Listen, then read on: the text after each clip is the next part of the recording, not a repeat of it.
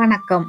இன்னைக்கு நம்ம டெல்டா கிளைபாட் சமையல்ல எங்க ஊர் முத்துப்பேட்டையில கிடைக்கிற நண்டை வச்சு நல்ல காரசாரமான நண்டு மசாலா கிரேவி தான் செய்ய போறோம்.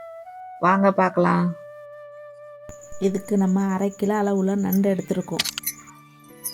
மண் சட்டி சூடானதும் செக்கு நல்லெண்ணெய் ஊற்றிக்கலாம்.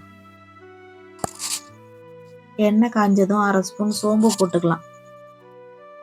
இது கூட 150 கிராம் சின்ன வெங்காயத்தை நறுக்கி சேர்த்துக்கலாம். இதுக்கு சின்ன வெங்காயம் போட்டால் தான் நல்லாயிருக்கும். உங்ககிட்ட சின்ன வெங்காயம் இல்லைன்னா பெரிய வெங்காயம் கூட சேர்த்துக்கலாம். வெங்காயம் நல்லா வதங்கினதும் தக்காளி சேர்த்துக்கலாம். வெங்காயம் நல்லா வதங்கினா தான் நல்லாயிருக்கும். நல்லா செவந்து வர்ற வரைக்கும் வதக்கிக்கிட்டு தக்காளி சேர்த்துக்கலாம். இது கூட பச்சை மிளகாய், கொஞ்சமாக கருவேப்பிலை சேர்த்துக்கலாம். தக்காளி நல்லா வதங்கிட்டு இருக்கட்டும். அதுக்குள்ளார நமக்கு அரைக்க தேவையான மசாலா அரைச்சிட்டு வந்துடலாம். தேங்காய், சோம்பு, ஜீரகம், மிளகு இதெல்லாம் அம்மியில் வச்சு அரைச்சி எடுத்துகிட்டு வந்துடலாம். இந்த நண்டு மசாலா கிரேவிக்கு முக்கியமான ஒரு பொருள்னாக்க மிளகு தான். கண்டிப்பாக மிளகு தான் சேர்த்துக்கணும். சளி இருமலுக்கெல்லாம் ரொம்பவே நல்லது. 1/2 டீஸ்பூன் மிளகு, 1 டீஸ்பூன் ஜீரகம், 1 டீஸ்பூன் சோம்பு, கொஞ்சமாக தேங்காய் சேர்த்து அரைச்சிக்கலாம்.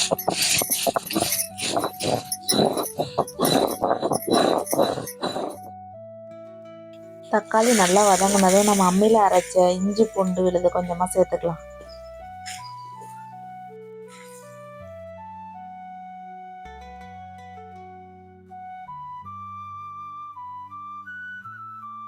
இஞ்சி பூண்டை நல்லா பச்சை வாசனை போகும் வர வதக்கிட்டு இது கூட 1/2 ஸ்பூன் மஞ்சள் தூள், 2 டேபிள் ஸ்பூன் வீட்டில் அரைச்ச குழம்பு மிளகாய் தூள் சேர்த்துக்கலாம்.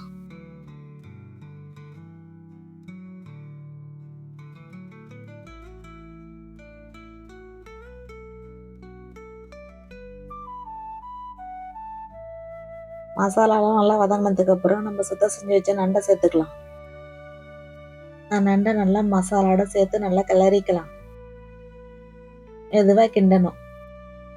இந்த நண்டில் சின்ன வெங்காயம், நல்லெண்ணெய், மிளகு எல்லாம் சேர்த்துருக்கிறதுனால நம்ம சளி இருமலுக்குலாம் ரொம்பவே நல்லது.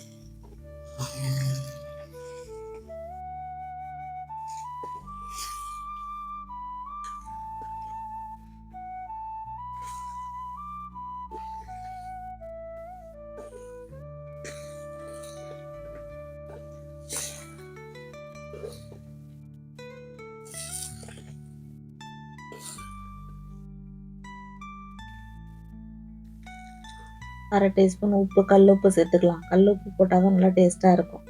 கொஞ்சமாக தண்ணி சேர்த்துக்கலாம். 1/2 கப்பு தண்ணி சேர்த்துக்கலாம். தண்ணி ஊற்றினதுக்கு அப்புறம் மூடி போட்டு மூடி வச்சுக்கலாம். ஒரு 5 நிமிஷம் வேகட்டும். அதுக்கப்புறம் பார்ப்போம்.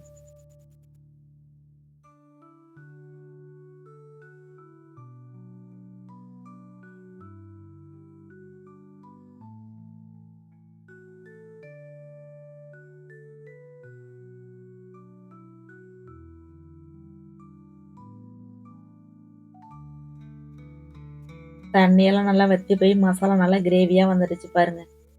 இந்த நேரத்தில் நம்ம அரைச்சி வச்சிருக்க தேங்காய் விழுதை சேர்த்துக்கலாம்.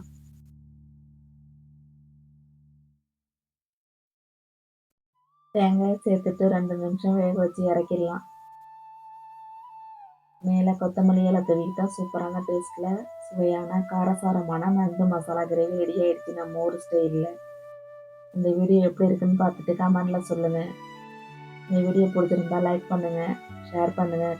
மறக்காமல் நம்ம டெல்டா கிளைபாட் சமையல் சேனலை சப்ஸ்கிரைப் பண்ணுங்கள். அடுத்து ஒரு சுவையான சூப்பரான சமையல் வீடியோவில் பார்ப்போம். நன்றி, வணக்கம்.